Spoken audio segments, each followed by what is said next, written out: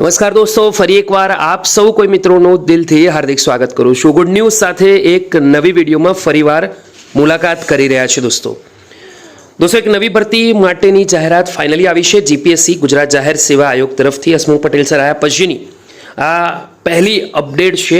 જાહેરાત ક્રમાંક 68 થી 81 ફોર્મ ભરાશે 14 નવેમ્બરથી 30 નવેમ્બર સુધી, એટલે કે તમને 15 દિવસનો સમય આપવામાં આવ્યો છે। આ ભરતીની અપડેટ તમે જીપીએસસી ગુજરાત અથવા જીપીએસસી ઓજસની જે વેબસાઇટ છે એના પર જોઈ શકશો। ભરતીની વાત કરીએ શોર્ટમાં તો જિલ્લા મલેરિયા અધિકારી વર્ગ 2 ની ભરતી છે। મદદનીશ નિયામક હોમિયોપેથી, વહીવટી અધિકારી વર્ગ 2, મોટર વાહન પ્રોસિક્યુટર વર્ગ 2, કચેરી અધિક્ષક વર્ગ 2 ની મદદનીશ ઇજનેર સિવિલ માર્ગ અને મકાન વિભાગની 96 જગ્યા ઉપર ભરતી છે।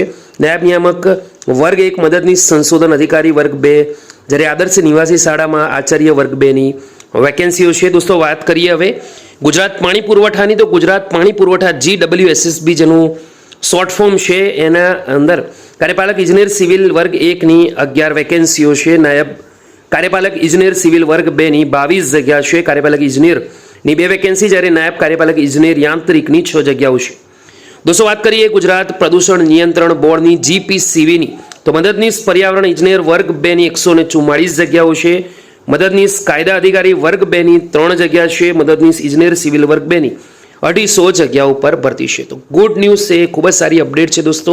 જરૂરથી અરજી કરજો, ફોર્મ ભરવાનું શરૂ થશે 14 નવેમ્બરથી। આ વિડીયો ગમ્યો તો લાઈક કરજો, બીજા મિત્રો સુધી શેર કરવાનું ભૂલતા નહીં।